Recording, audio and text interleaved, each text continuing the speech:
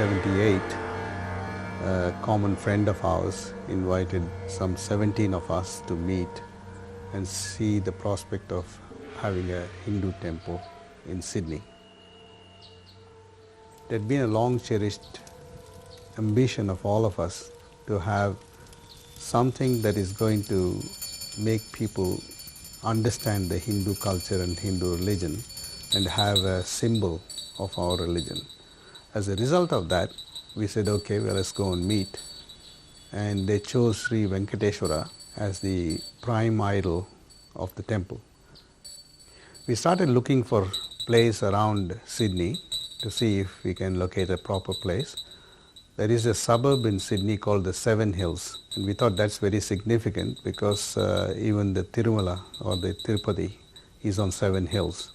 However, the councils were not very amenable to a Hindu temple in their council. The more densely populated area, the more likely you are to have issues with community sentiments. Even if you build a church as well, I think you'll find if you go to Chilora and say you want to build a church, they might get you might end up getting a lot of objections from the local community as well. Or you want to go and build a mosque in Homebush. You're always going to get some level of objection if you go into a densely populated area. So a few of us went and approached the mayor of Wollongong, asking him if he would allow us to build a Hindu temple. I think when they looked to establish a temple somewhere, they approached the council. At that time there was a mayor in the council, and the mayor said to them, if you're going to build a temple, you should build it according to Agama. And the people that went down to meet this mayor, some of them are still around here involved in the temple, they looked to each other and said, what's Agama? And this is the mayor, this is Australian mayor, he said you should build it according to Agama. Agama means a traditional style of construction. I was an ignorant person, I did not know what Agama Sastra was. But luckily one among us did know about it, and he said yes, it will be built according to Vedic principles. From 1978, we had to start collecting funds. Quite a few of us gave an interest-free loan to purchase the land, and then one of the nice things that I found was that anyone you met on the street used to contribute whatever they had in their pocket for the temple. And so it was a very positive sign for us that we had the local community as well involved in the Hindu temple.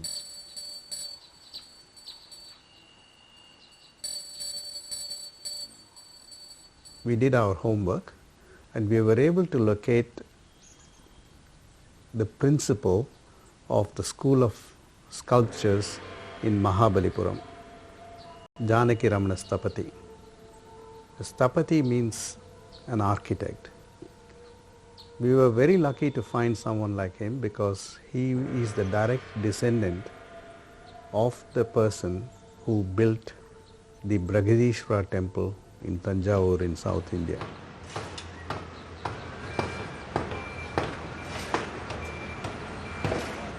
The Sthapati came and decided where Lord Venkateswara shall reside.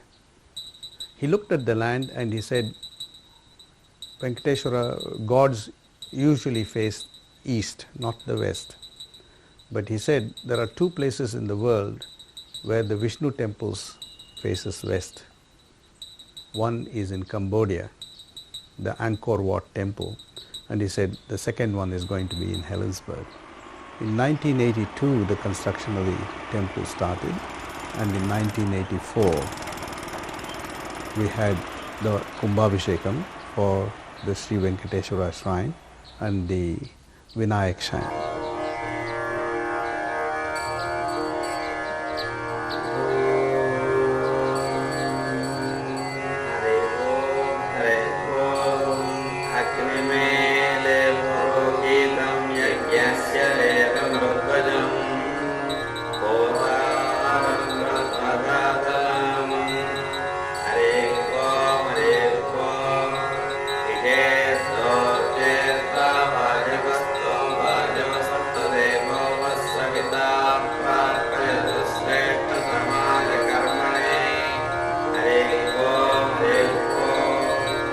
Adnaya ki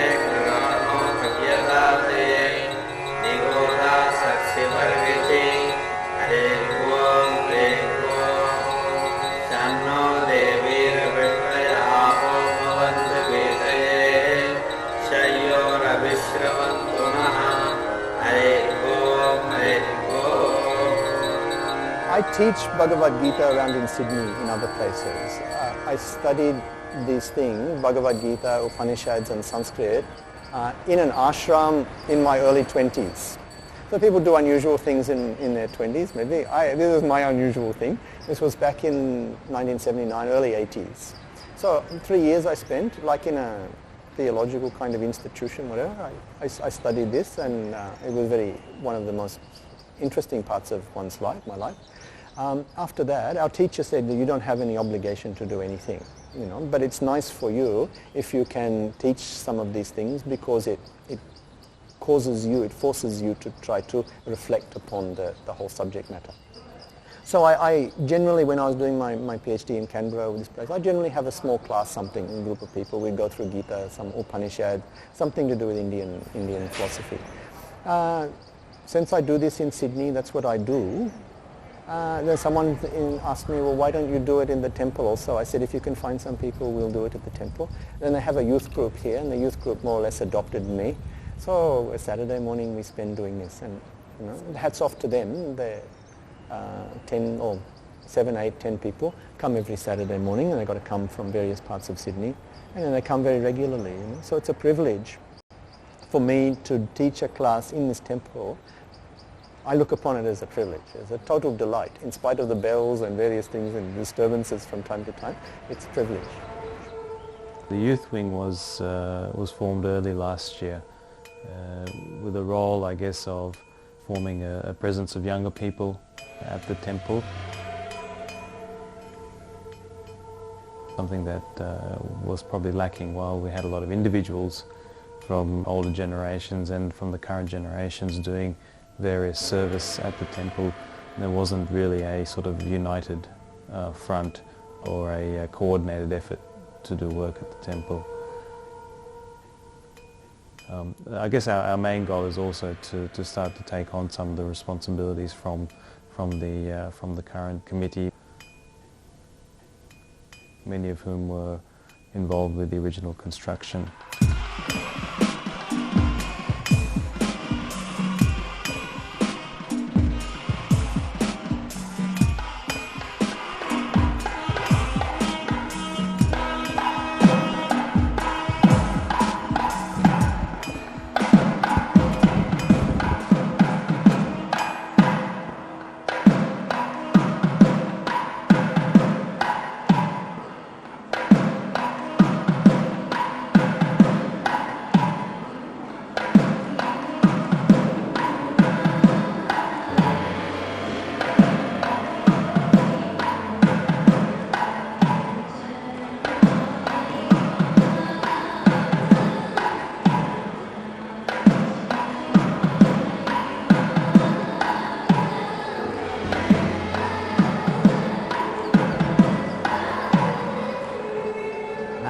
ஜனத்திரளை அதிகமாக பார்த்த பாம்பேயிலிருந்து இங்கே வந்த பிறகு ஜனங்களே இல்லாத கொஞ்சம் ஏக்கமாக இருந்தது.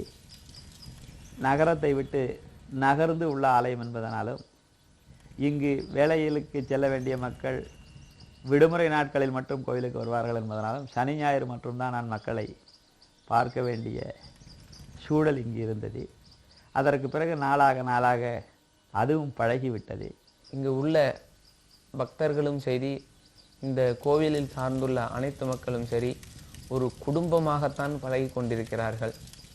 நாங்களும் அப்படித்தான் பழகி கொண்டிருக்கிறோம். ஆகையால் என்னுடைய குடும்பத்தை பற்றி நினைத்து பார்க்க கூட என்னால் இயல முடியவில்லை.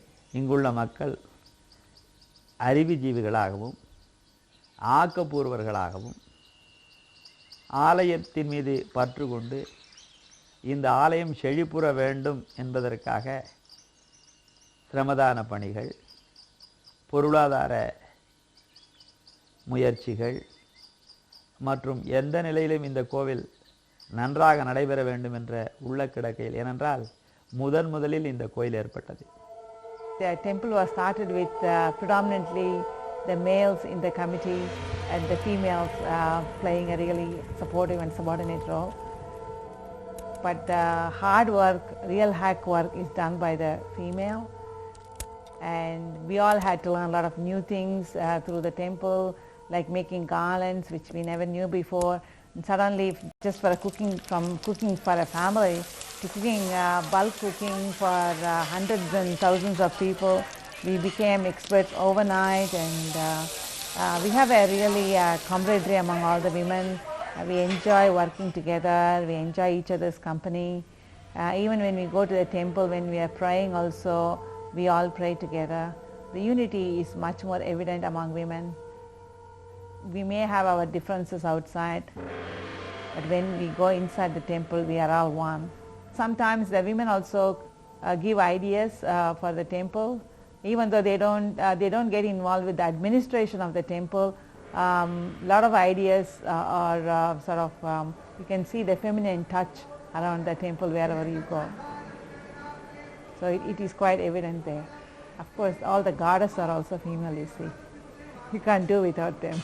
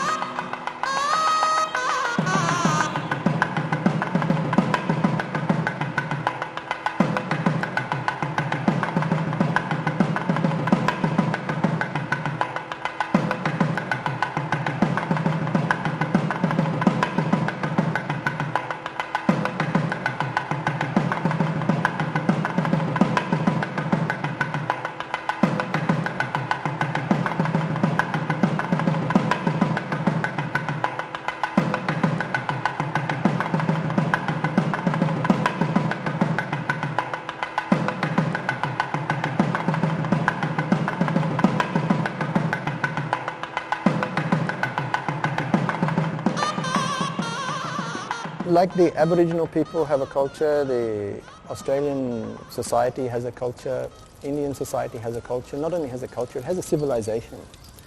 It's something more than a culture. It goes back a long way. So there is a bit of a shame, I think, in leaving all that behind. For what? For a West that is still looking to try to find itself. West is very adventurous and very much seeking. It picks up something, chews it, spits it out, and is continually readapting itself and searching. If you give up your civilization for a Western tradition which is still looking to find itself and looking to find itself religiously, just trying to interpret its Christianity in the modern 21st century, it can be a real loss, because a lot of Westerners are still looking, and secularism has sometimes led to a lack of sacredness in the universe, that the whole universe is just a meaningless thing that just happens to be sitting there. Where for Hindus the universe still has meaning. It is a shame if you give up something that has meaning for people to take to something that lacks any meaning. On the other hand, it has to adapt. Myself being born and brought up in Australia, I think the key is to find that balance. I don't think per se that the Australians, they don't think people assimilate. I think if you make the effort to talk to an Australian, they're all very open-minded people. If you talk to them, then they'll come and talk to you. They'll try and understand your culture. If you make the effort to live the Australian way, and I think really, if you look at it, there is no Australian culture per se. It's really an assimilation of various cultures, predominantly Anglo-Saxon. So if you go with the Australian and go to the pub, have a drink, have a chat to him, he'll come to the temple with you. Me, I've been here for 8 years, and I became an Australian after probably about a year and a half of living here. I think it's a good idea to become a citizen of the country you live in, just to become more a part of it. But also, you don't have to change your own beliefs. You can still be Hindu, Muslim, Christian, whatever. I would as gladly go out and join an Australian in his backyard barbecue as I would do into a religious function, where I would certainly show the religious side of things that I have. And I think this kind of adjustment is extremely useful in one's life. We have to have a very good perspective how we can go around and do that. And to me, that is very important. Religion is a private thing, so one doesn't like to make it a public affair. Religion is, and Australians understand that. They say religion is a private affair, and how one worships, who one worships is not their business, as long as they stick to the normal code of living as a good citizen. So we find that the 10 commandments, whether you are in Christian or Hinduism or any religion, the basic philosophy of any religion is the same.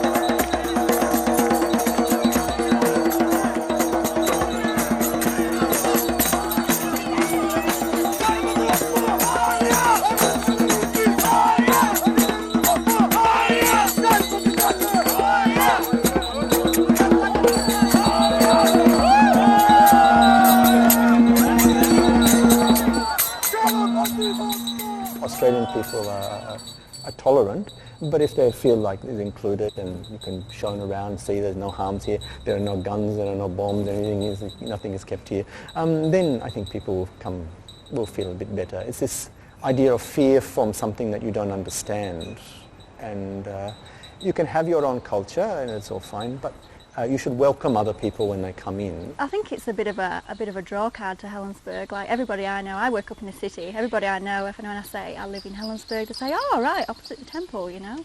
And I do literally live opposite the temple, so it's great. People come down, have a look at it, go down to the beach. The people that come and visit the temple are great. I'll have a chit chat to them if I'm out on the road. இங்குள்ள மக்கள் மிகவும் மரியாதையுடனும்,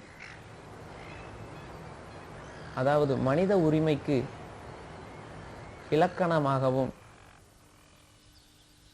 அப்படி திகழ்ந்து கொண்டு நம்மளுடன் பழகி கொண்டு வருகிறார்கள். In Helensburgh, it definitely is an opening of the heart, where people do come down and they respect the place for it. And I think that is the way I can see the 21st century, where Australia is really going to be a fine example of positive multicultural living.